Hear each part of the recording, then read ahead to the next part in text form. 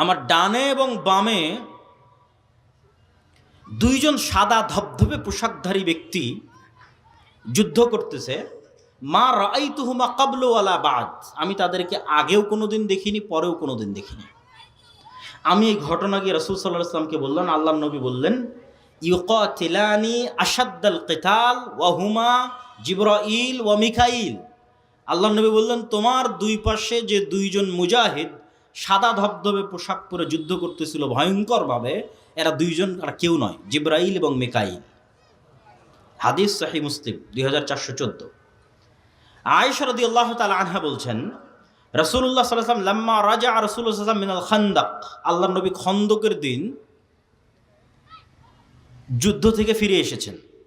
খন্দকে মক্কা এবং তার আশেপাশের আরব গোত্রগুলো একত্রিত হয়ে 1 মাস ব্যাপী মদিনাকে ঘিরে রেখেছিল। পরে বিশাল ঝড়ে সব ছত্রভঙ্গ হয়ে গেছে। তো আল্লাহর নবী এটাকে বিজয় মনে করে ঘরে ফিরে এসেছেন, অস্ত্র রেখে দিয়েছেন, গোসল করতে যাবেন। তো জিবরাইল এসে বলছেন, ওয়াজাআতা সিলাহ ওয়াল্লাহি মা ওয়াজাআনা, আপনি অস্ত্র রেখে দিয়েছেন, আমরা তো অস্ত্র রাখিনি। জিবরাইল কেন অস্ত্র রাখেনি? জিবরাইল এই জন্য অস্ত্র রাখেনি যে খন্দকের যুদ্ধে 3টা ইহুদি গোত্র গাদ্দারি করেছিল, বানু কোরাইজা, বানু কাইনুকা, বানু নাজির। এই 3টা ইহুদি গোত্র মদিনা সনদে আল্লাহর নবীর সাথে চুক্তিবদ্ধ আছে যে মদিনার ওপর যেই আক্রমণ করুক না কেন, আমরা তোমাদের সাথে একতাবদ্ধ থাকব। ঠিক এখন যেমন বাংলাদেশের সব রাজনৈতিক দলগুলো মনে মনে একতাবদ্ধ হচ্ছে, হ্যাঁ আগের সরকারের বিরুদ্ধে আমরা একতাবদ্ধ। তাহলে এই চুক্তি কেউ ভঙ্গ করে গাদ্দারি করে যদি কেউ আগের সরকারকে পুনর্বাসন করার চেষ্টা করে, তো সেম অবস্থা, যে মদিনার সব পক্ষ একমত যে মদিনায় আক্রমণ করলে আমরা মুহাম্মদ সাল্লাল্লাহু আলাইহি ওয়াসাল্লামের সাথে আছি। কিন্তু এই কথা বলার পরেও 3টা ইহুদি গোত্র এই গত 1 মাস তলে তলে মক্কার মুশরিকদের সহযোগিতা করেছে। এটা মুহাম্মদ সাল্লাল্লাহু আলাইহি ওয়াসাল্লামও জানে, ফেরেশতারাও জানে, আল্লাহও জানে। তো জিবরাইল এসে বলছে, আমরা তো অস্ত্র রাখিনি, যুদ্ধ তো মক্কার মুশরিকদের সাথে শেষ হয়েছে, গাদ্দারদের সাথে তো শেষ হয়নি, মুনাফিকদের সাথে তো শেষ হয়নি। অতএব এক্ষুনি বের হন। তো কোথায় যেতে হবে? ইলা বানি কোরাইজা, বানি কোরাইজার উদ্দেশ্যে বের হন। তো আনাস রাদিয়াল্লাহু তাআলা আনহু কি বলছে দেখেন। আনাস রাদিয়াল্লাহু তাআলা আনহু বলছেন, কাআন্নী আনজুরু ইলাল গুবারি সাতিআন ফি যুকাক বানি গনম মাওকিবা জিবরিল।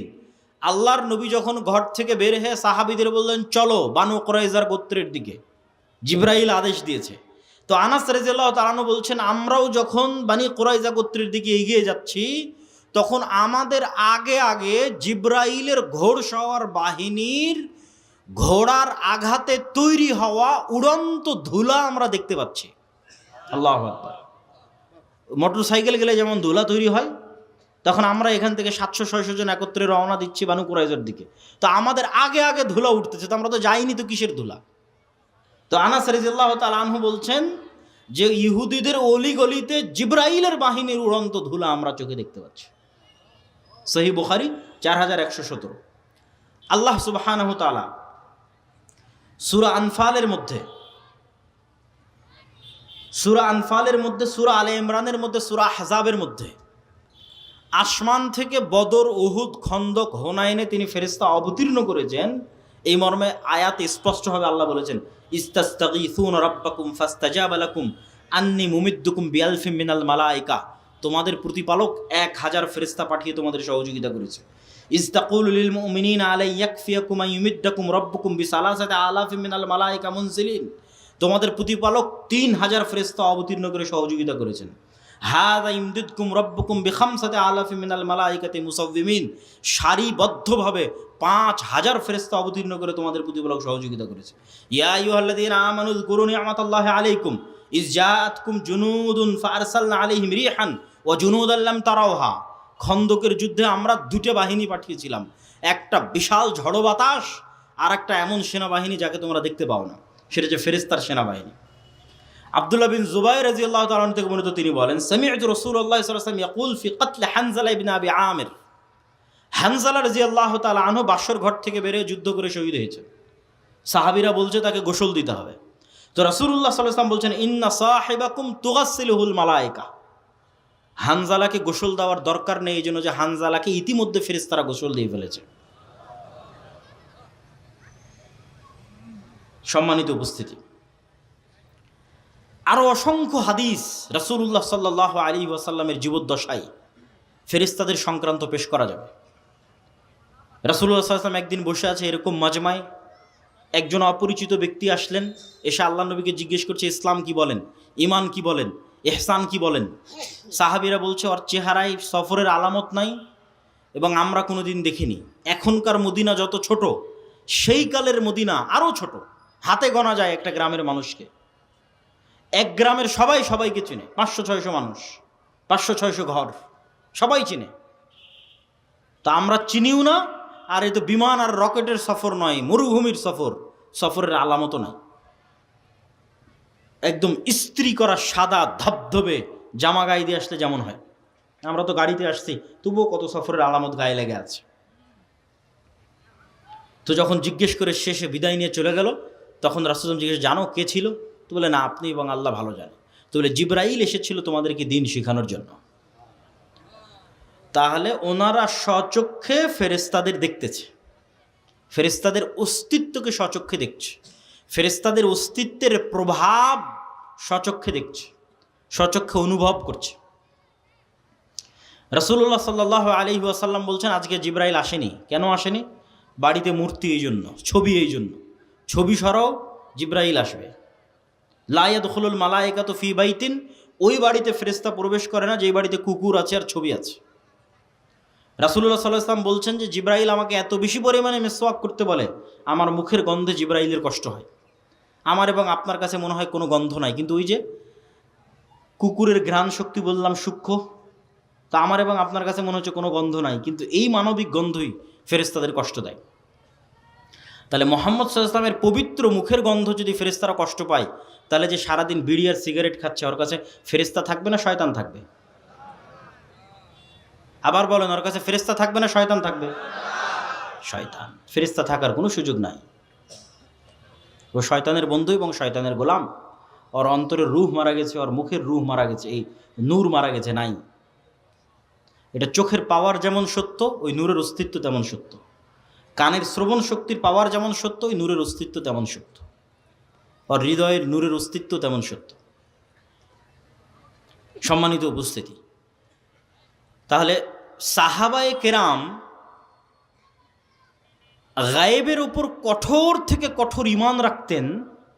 এই জন্য তারা কখনো দুনিয়ামুখী ছিলেন না, এই জন্য তারা কখনো ইসলামের বিজয়ের জন্য কম্প্রোমাইজ করেননি, কম্প্রোমাইজের আদর্শকে তারা অবলম্বন করেননি। কেননা তারা ঈমান বিল গায়েব ইয়াকিনের পর্যায়ে ছিল। আর আমাদের ঈমান বিল গায়েব নাই, এই জন্য আমাদের আজকে এই দশা। আপনাকে বুঝানোর সুবিধার্থে যদি আরও স্পষ্ট করে বলি যে মূসা আলাইহিস সালাতু ওয়াস সালাম তৎকালীন ফেরাউনের কাছে দুনিয়াবী শক্তিতে যতটা দুর্বল ছিল, আজকের ফিলিস্তিনের গাজার মানুষ অতটা দুর্বল নয় ইসরায়েলের কাছে। আরও যদি ঘুরিয়ে বলি, আজকের ইসরায়েলের কাছে ফিলিস্তিনের গাজার মানুষ যত দুর্বল, আজ থেকে 3000-4000 বছর আগে ফেরাউনের কাছে মূসা আলাইহিস সালাম তার চেয়ে শতগুণে বেশি দুর্বল ছিলেন দুনিয়াবী দিক থেকে, দুনিয়াবী শক্তি ক্ষমতার দিক থেকে। আরও যদি বুঝানোর জন্য বলি, আজ থেকে 1400 বছর আগে মুহাম্মদ সাল্লাল্লাহু আলাইহি ওয়াসাল্লাম এবং তার সাহাবীরা আবু বকর, ওমর, ওসমান, আলী রাদিয়াল্লাহু তাআলা আনহুম, খালিদ বিন ওয়ালিদ, আমর ইবনুল আস, তারা পারস্য এবং রোমান সাম্রাজ্যের তুলনায় যতটা দুর্বল ছিল, আজকের সারা বিশ্বের মুসলমানেরা আমেরিকা ইউরোপের তুলনায় অতটা দুর্বল নয়। আরও সহজ করে বলি, আজকের সমগ্র বিশ্বের মুসলমানেরা আমেরিকা এবং ইউরোপের দুনিয়াবী শক্তির তুলনায় যতটুকু দুর্বল, তার চেয়ে শতগুণ দুর্বল ছিল মুহাম্মদ সাল্লাল্লাহু আলাইহি ওয়াসাল্লাম এবং তার সাহাবীরা, খালিদ বিন ওয়ালিদ এবং আমর ইবনুল আসেরা দুনিয়াবী শক্তির তুলনায় তৎকালীন রোমান এবং পারস্যের কাছে শতগুণ বেশি দুর্বল ছিল। তাহলে ওরা জিতলো কেমনে? ওদের জয় লাভের মূল রহস্য দুনিয়াবী নয়, কেননা দুনিয়াবী শক্তিতে এটা মোকাবেলা সম্ভব নয়। ফেরাউনের শক্তির সামনে মূসার শক্তি জিরো দুনিয়াবী শক্তিতে, সুতরাং বিজয় সম্ভব নয়। রোমান এবং পারস্য সাম্রাজ্যের শক্তির সামনে মুসলমানদের শক্তি জিরো, এখানে বিজয় সম্ভব নয়। আজকে মুসলমানদের শক্তি থাকার পরও মুসলমানদের বিজয় নাই কেন? খালিদ বিন ওয়ালিদ, আমর ইবনুল আস, এরা বদর, উহুদ, খন্দকে স্বচক্ষে ফেরেশতাদের সহযোগিতা দেখেছে, যে কিভাবে ফেরেশতা নেমে এসে যুদ্ধ করে মুহাম্মদ সাল্লাল্লাহু আলাইহি ওয়াসাল্লামের পক্ষে। আল্লাহর শক্তি এবং আল্লাহর ক্ষমতার উপর অগাধ আস্থা। ফলত যখন এরা যুদ্ধের ময়দানে অবতীর্ণ হয়েছে, তখন দুনিয়াবী শক্তির উপর ভরসা না আল্লাহর সাহায্য সহযোগিতার উপর ভরসা? আল্লাহর সাহায্য এবং সহযোগিতার উপর ভরসা। এই জন্য যুদ্ধের মাঠেও সালাত আদায়ের আদেশ। কেননা সালাত হচ্ছে পৃথিবীর সবচেয়ে বড় টেকনোলজি। আল্লাহ সুবহানাহু ওয়া তাআলার সাহায্যকে পৃথিবীতে টেনে নিয়ে আসতে পারে। বুঝার জন্য টেকনোলজি বলতেছে, যাতে বুঝার সুবিধার্থে হয়, আপনার ভাষা যাতে আপনার কাছে বুঝার সুবিধার্থে হয়, যে আল্লাহর সাহায্য পৃথিবীতে টেনে নিয়ে আসবে। এর সবচেয়ে শক্তিশালী টেকনোলজি হচ্ছে সালাত। তো এই জন্য যুদ্ধের মাঠেও সালাত আদায় করো, কারণ দুনিয়াবী শক্তির কোনো কথা নাই। দুনিয়ার লজিকে তো সবাই মিলে ফায়ার করার কথা, বোমা বর্ষণ করার কথা, গুলি করার কথা, তীর চালানোর কথা, তরবারি চালানোর কথা। কিন্তু আল্লাহর লজিকে না, একদল যুদ্ধ করবে আর একদল সালাত আদায় করবে। কেননা ওইটার মাধ্যমে গায়েবী মদদ পৃথিবীতে নেমে আসবে, অদৃশ্য শক্তির মদদ পৃথিবীতে নেমে আসবে। দুনিয়াবী শক্তি দিয়ে মুসলমানদের বিজয় সম্ভব নয়। তো আজকের মুসলমানদের সমস্যা হচ্ছে, এরা না আল্লাহর উপর ভালোভাবে বিশ্বাস স্থাপন করে, না আল্লাহর শক্তি এবং ক্ষমতা সম্পর্কে জানে, না ফেরেশতার উপর কোনো বিশ্বাস আছে। আপনি নিজে চিন্তা করেন যে আজকে সাহাবীদের যে ঘটনাগুলো তুলে ধরলাম, এইটাতে কি মনে হয় যে সাহাবীরা ফেরেশতাকে কেমন বিশ্বাস করতেন, আর আমি এবং আপনি ফেরেশতাকে কেমন বিশ্বাস করি যে না ফেরেশতা আছে। শুধু তো মুখে বলেছে আমানতু বিল্লাহি ওয়া মালাইকাতিহি, ঈমান আনছে আল্লাহর উপর, ঈমান আনছে ফেরেশতার উপর। কি ওই ঈমান কিসের ঈমান?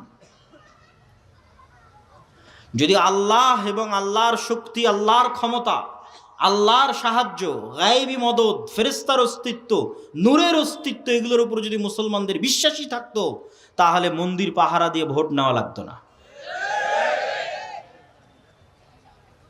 যখন এগুলোর উপর বিশ্বাস নাই, তখন দুনিয়াবী লজিকে বিজয় অর্জন করতে হবে। দুনিয়াবী লজিকে মুসলমানদের বিজয় হবে না। মুসলমানদের বিজয় গায়েবী মদদেই হবে। মুসা আলাইহিস সালাতু ওয়াস সালামকে আল্লাহ সুবহানাহু তাআলা শিখিয়েছেন যে তুমি যা দেখো, দুনিয়ার মানুষ যা দেখে তা বাস্তব নয়। কেন? এগুলো আল্লাহর নূরের পর্দা দিয়ে ঢাকা আছে। এর আড়ালে সকল কার্যকরণের সূত্রের মালিক আল্লাহ সুবহানাহু ওয়া তাআলা। মুসাব্বিবুল আসবাব, একচ্ছত্র সকল কার্যকরণের সূত্রের মালিক তিনি। সব কিছুকে সেকেন্ডে পরিবর্তন করে দিতে পারে।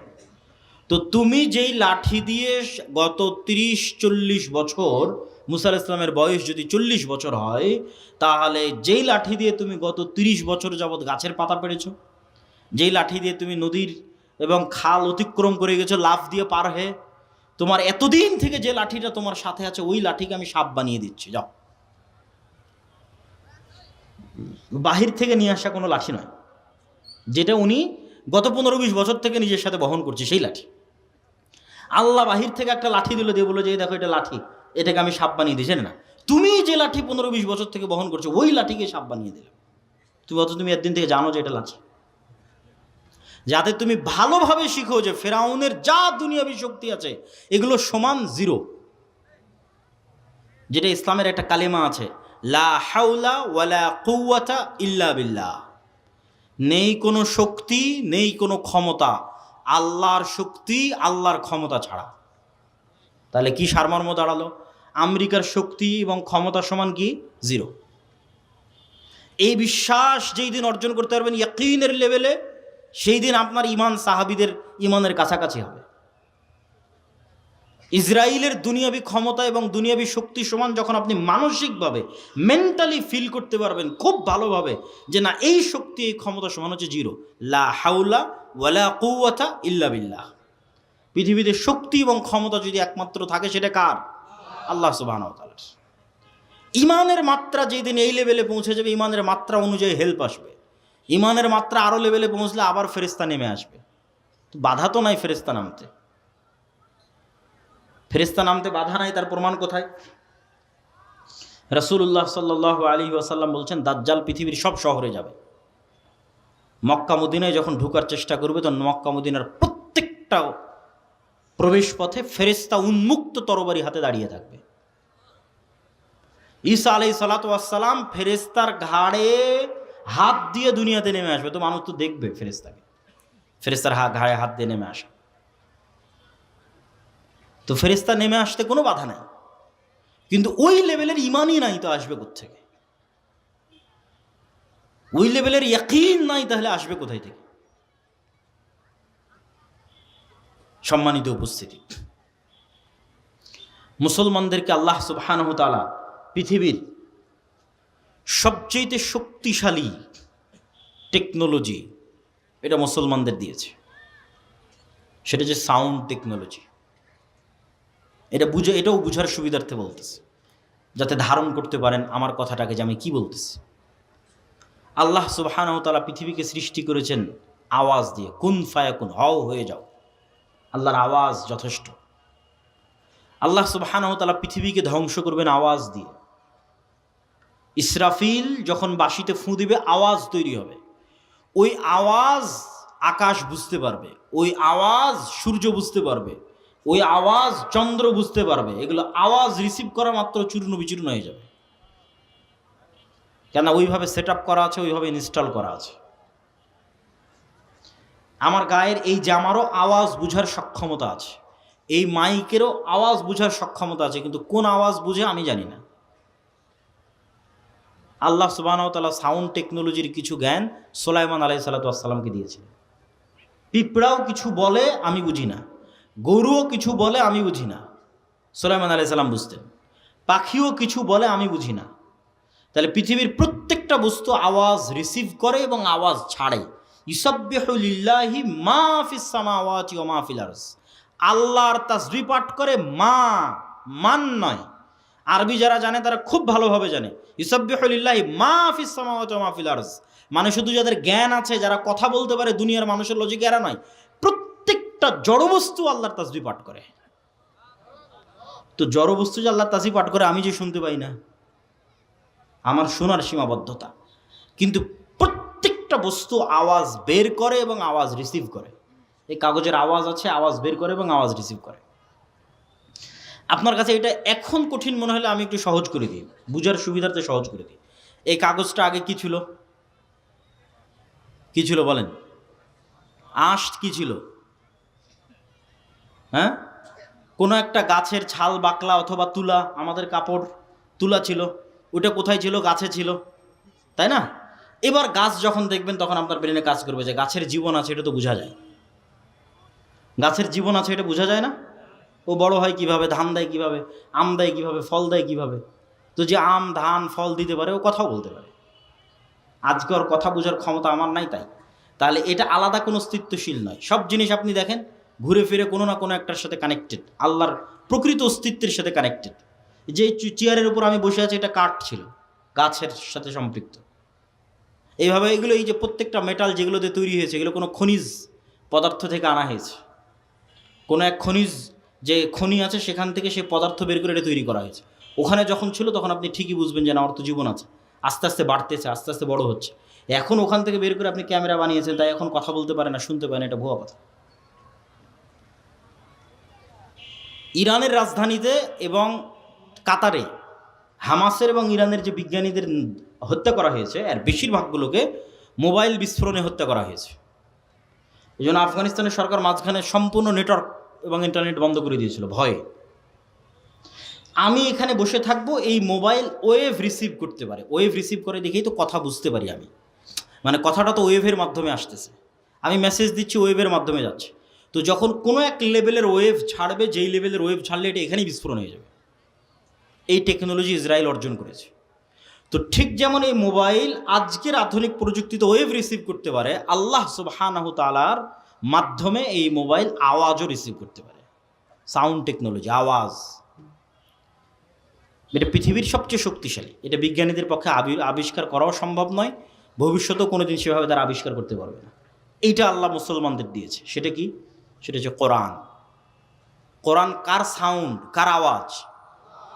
এটা আল্লাহর আওয়াজ, সাউন্ড। কোরআন যেটা আমরা তেলাওয়াত করতেছি এটা স্বয়ং আল্লাহর আওয়াজ, স্বয়ং আল্লাহ সুবহানাহু ওয়া তাআলার সাউন্ড। এই জন্য রাসূল সাল্লাল্লাহু আলাইহি ওয়াসাল্লাম বলতেছে যে কিয়ামতের পূর্ব মুহূর্তে আল্লাহু আকবার ধ্বনিতে প্রাচীর পড়ে যাবে, শহর বিজয় হবে আল্লাহু আকবার ধ্বনিতে। জিকির এই জন্য খুব পাওয়ারফুল। জাকারিয়া আলাইহিস সালাতু ওয়াস সালাম যখন আল্লাহ সুবহানাহু ওয়া তাআলার কাছে চাইলেন সন্তান, বার্ধক্য বয়স, তা আল্লাহ সন্তানের ওয়াদা দিলেন, তিনি বুঝতে পারছেন না কেমনে সন্তান হয়। তখন আল্লাহ বলছেন তুমি সকাল সন্ধ্যে জিকির করো। এই সকাল সন্ধ্যে জিকিরই এই অসম্ভবকে সম্ভব করে দিবে যে বার্ধক্য বয়সে তোমার বন্ধে স্ত্রীর সন্তান হয়ে যাবে। কেননা সকাল সন্ধ্যার জিকির তো সাউন্ড তৈরি করবে, লা ইলাহা ইল্লাল্লাহ, লা হাওলা ওয়ালা কুওয়াতা ইল্লা বিল্লাহ, সুবহানাল্লাহি ওয়া বিহামদিহি সুবহানাল্লাহিল আযীম। তো এই সাউন্ডগুলো যেমন এখন ইনস্ট্যান্ট ওয়েভের মাধ্যমে আমেরিকা পৌঁছে যাচ্ছে, কোনো না কোনোভাবে এগুলো সরাসরি আল্লাহ সুবহানাহু ওয়া তাআলার কাছে পৌঁছে যাচ্ছে, সাথে সাথে আল্লাহ সুবহানাহু ওয়া তাআলা সাথে সাথে শুনতে পাচ্ছে। তখন এগুলো পুনরায় এগুলোর প্রভাব পৃথিবীতে ফিরে আসতেছে। কোরআন তেলাওয়াত করতেছেন, এটা শক্তি, পাওয়ার হাউস। কোরআন বুঝা, কোরআনের জ্ঞান অর্জন করা, সালাত আদায় করা, এগুলো হচ্ছে মুসলমানদের শক্তির জায়গা। ঈমান বিল গায়েব, এগুলো হচ্ছে মুসলমানদের শক্তির জায়গা। ফেরেশতার অস্তিত্বের উপর বিশ্বাস স্থাপনের একটা উদাহরণ দিয়ে আজকের বক্তব্যের শেষের দিকে যাব। এতক্ষণ তো ফেরেশতাদের ঈমান বিল গায়েবের একটা পার্টের আলোচনা করেছি আজকে, সেটা হচ্ছে ফেরেশতাদের অস্তিত্ব। 6টা ঈমান বিল গায়েব। আমাদের একটা বই আসতেছে সামনে, আল্লাহর পথে যাত্রা।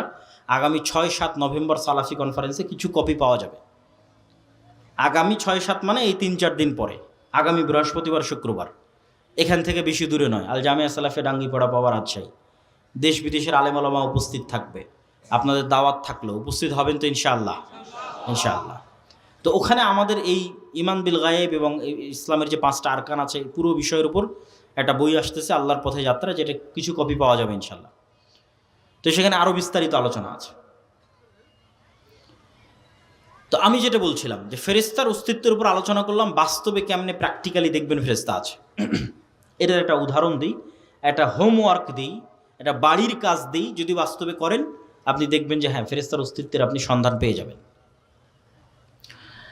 সেটা হচ্ছে, কোথাও যদি বিমানের টিকিট থাকে, ট্রেনের টিকিট থাকে, বাসের টিকিট থাকে, পরীক্ষা থাকে, ভাইভা থাকে, তাহলে যেই লেভেলের নিয়ত থাকে যে আজকে আমার 11টায় ট্রেন আছে, ধরা লাগবে, আজকে আমার 6টায় বিমান আছে, ধরতে হবে, ওর চাইতে বেশি লেভেলের নিয়ত করবেন যে আগামীকাল ফজরের সালাত আছে, উঠতে হবে।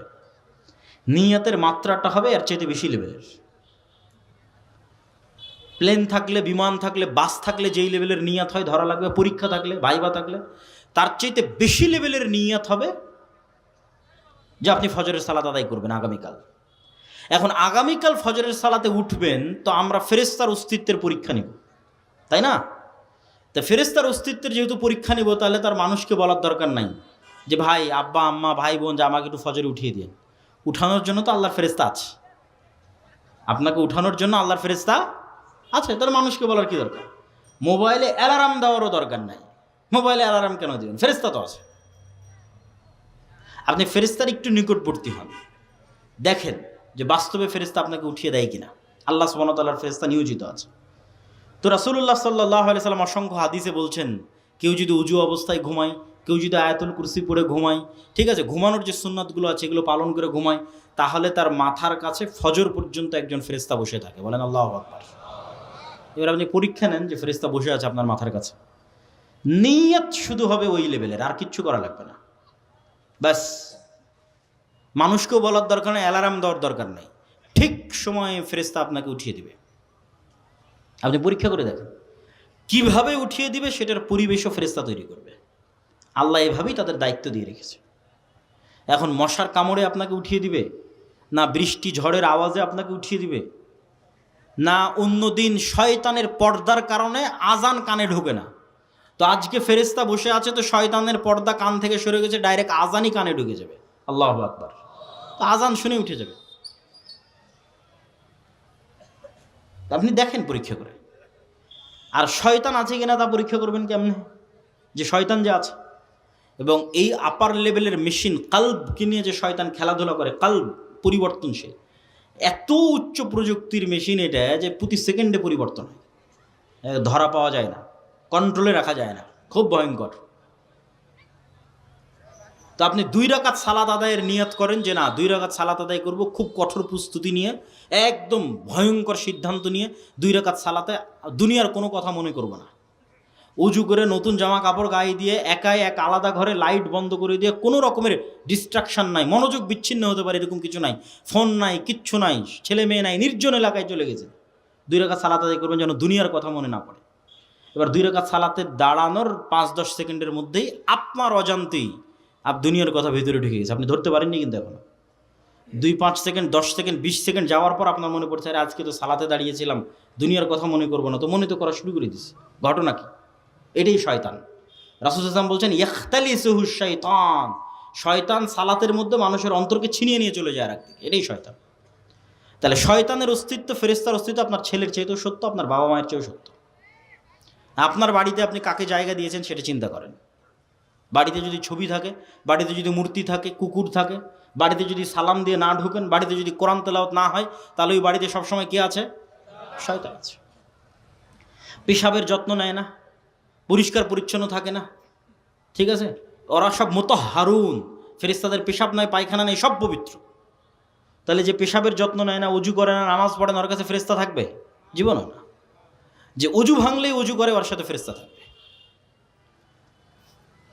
অথবা অন্তত যে 5 ওয়াক্ত সালাত আদায় করে, পেশাব থেকে বেঁচে থাকে, পেশাব থেকে পবিত্র থাকে, ফরজ গোসল হলে গোসল আদায় করে, এর সাথে ফেরেশতা থাকবে। বরকতের ফেরেশতা, রহমতের ফেরেশতা। আর ফেরেশতা কেন্দ্রিক কত অসংখ্য হাদিস আছে রাসূলুল্লাহ সাল্লাল্লাহু আলাইহি ওয়াসাল্লামের। কেউ যদি মসজিদে সালাত আদায় করে সালাতের জায়গাতেই বসে থাকে, তো না ওঠা পর্যন্ত ফেরেশতার জন্য দোয়া করতে থাকবে। কেউ যদি অসুস্থ ভাইকে দেখতে যায়, তাহলে তার জন্য ফেরেশতা দোয়া করতে থাকবে ইস্তেগফারের, তার অসুস্থ ভাইকে দেখতে যাওয়ার জন্য, ওই ব্যক্তি অসুস্থ ভাইকে দেখতে গেলে এই কারণে। কেউ যদি জুমার দিন মসজিদে যায়, তাহলে ফেরেশতারা দরজায় বসে থাকে কে আগে আসতেছে তার নাম লেখার জন্য। তারপরে যখন খতিব সাহেব মেম্বারে উঠে, তখন খাতা বন্ধ করে দিয়ে তারাও বক্তব্য শোনার জন্য বসে যায়। কোথাও যখন মানুষ একত্রিত হয় আল্লাহর নাম উচ্চারণ করার জন্য, তখন পৃথিবীতে কিছু ফেরেশতা আছে 24 ঘন্টা ভ্রমণ করতেছে, কে কোথায় আল্লাহর জিকির করতেছে, স্মরণ করতেছে, ওরা তখন ওখানে একত্রিত হয়ে যায়। আল্লাহ যদি চায়, আমাদের নিয়ত যদি ঠিক থাকে, তাহলে এখানেও হাজার হাজার শত শত ফেরেশতা আছে। সম্মানিত উপস্থিতি,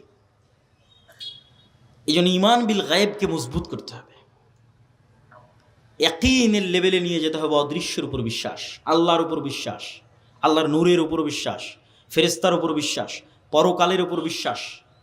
পরকাল মানে মৃত্যুর পর পুনরুজ্জীবন, এটাই পরকাল।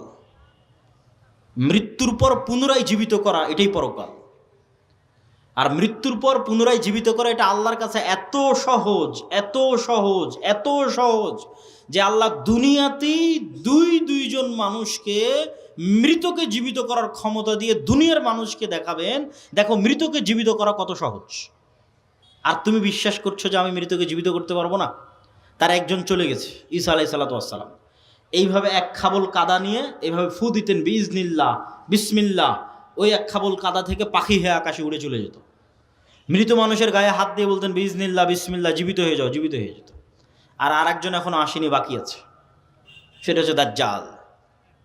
দাজ্জালকে আল্লাহ ক্ষমতা দিবে, এইভাবে দাজ্জাল দেখাবে যে আমি আল্লাহ বিশ্বাস করছো না, আমি রব বিশ্বাস করছো না, তোমার দাদা কই? তাহলে আমার দাদা তো আজ থেকে 15-20 বছর আগে মারা গেছে। ঠিক আছে, তোমার দাদাকে নিয়ে আসতেছি। কবরস্থান থেকে মানুষের দাদা উঠে আসবে। তোমার আব্বা কই? তাহলে আমার আব্বা আজকে 2 বছর আগে মারা গেছে। ঠিক আছে, তোমার আব্বা আসতেছে।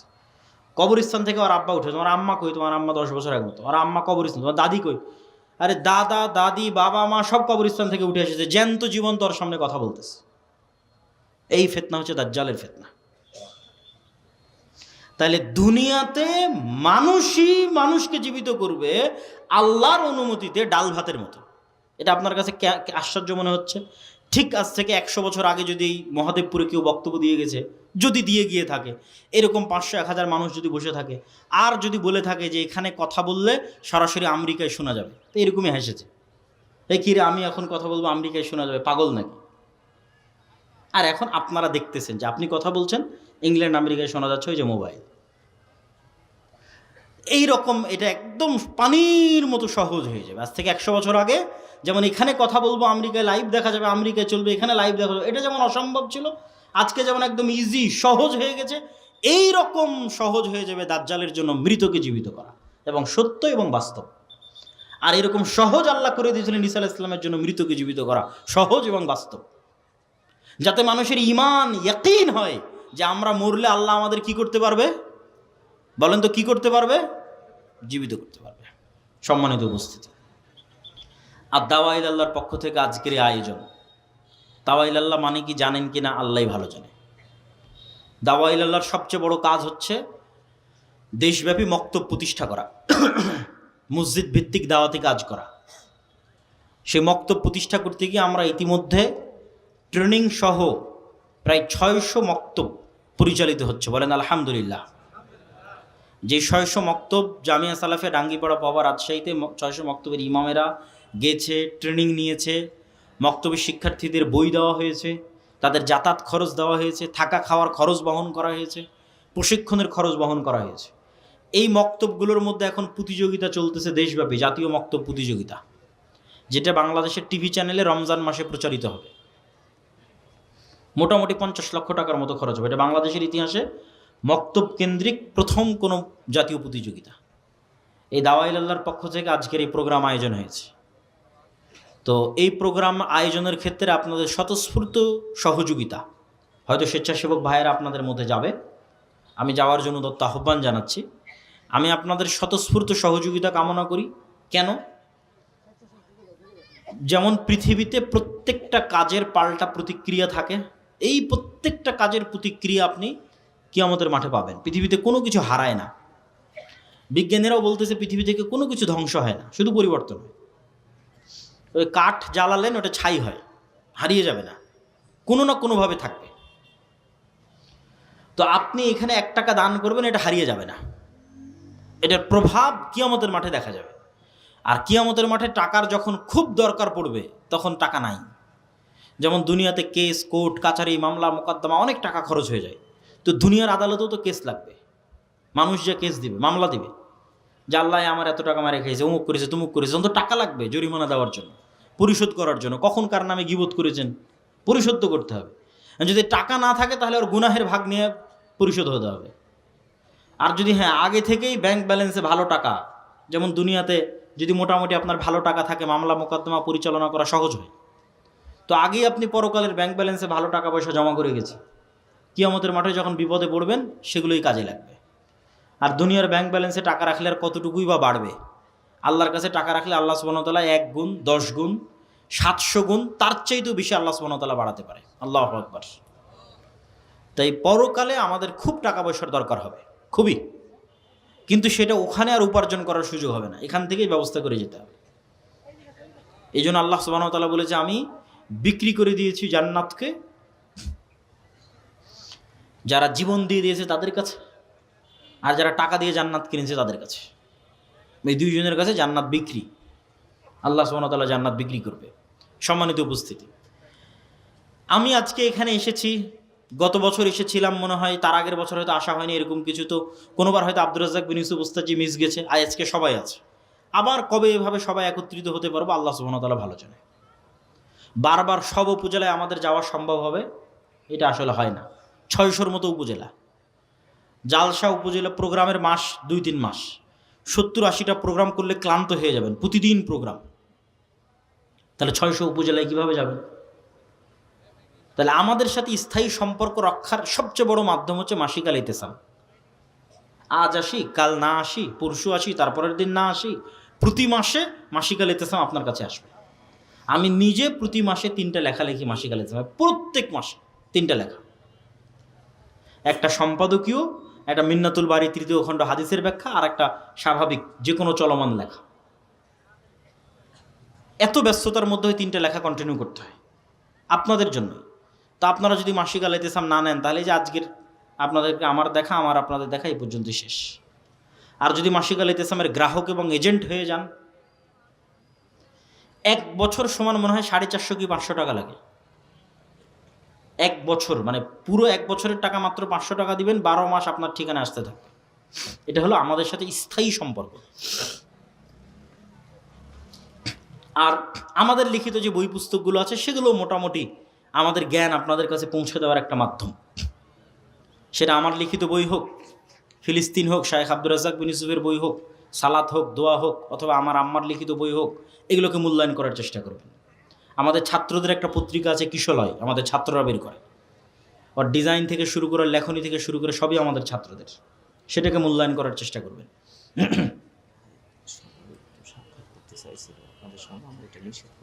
আচ্ছা, ঠিক আছে। তো আদ-দাওয়া ইলাল্লাহর সাথে সম্পৃক্ত হওয়া, মসজিদগুলোকে, মক্তবগুলোকে, কেন এখানে যাতায়াত খরচও আমরা দিচ্ছি, শিক্ষার্থীদের বইও আমরা দিচ্ছি, প্রশিক্ষণও আমরা দিচ্ছি, সবই আমাদের, প্রতিযোগিতা আয়োজন করতে আমরা আসতেছি। তাহলে কেন আপনারা পিছিয়ে থাকবেন? আকিমুল ভাইয়ের সাথে যোগাযোগ করে যত বেশি সম্ভব মক্তবের শিক্ষকদের আমাদের ট্রেনিংয়ে পাঠান এবং মসজিদগুলোর মক্তব্যের মানোন্নয়নে আমাদেরকে সহযোগিতা করার সুযোগ দেন। পাশাপাশি যে দিনী শিক্ষা প্রতিষ্ঠানগুলো আছে সেগুলোকে আল জামিয়া সালাফিয়ার সাথে সম্পৃক্ত করেন। আল জামিয়া সালাফিয়া বর্তমান বাংলাদেশের শিক্ষা গুণে, মানে, আয়তনে, ছাত্র সংখ্যায়, বিদেশি শিক্ষকে, সব দিক থেকে টপ 5 টপ 10-এর মধ্যে একটা প্রতিষ্ঠান হবে, যেটা আপনারাও খুব ভালোভাবে জানেন। অতএব জামিয়া সালাফিয়ার সাথে সম্পৃক্ত হওয়া, দাওয়া ইলাল্লাহর সাথে সম্পৃক্ত হওয়া, এগুলো আমাদের এবং আপনাদের খুব জরুরি কর্তব্য। আল্লাহ সুবহানাহু ওয়া তাআলা আমাদের এবং আপনাদের কবুল করুক। আবারও আগামী বৃহস্পতিবার, শুক্রবার সালাফি কনফারেন্সের দাওয়াত দিয়ে আজকের সংক্ষিপ্ত বক্তব্য এখানেই শেষ করছি। ওয়া আখিরু দাওয়ানা আনিল হামদুলিল্লাহি রাব্বিল আলামিন। আসসালামু আলাইকুম ওয়া রাহমাতুল্লাহ।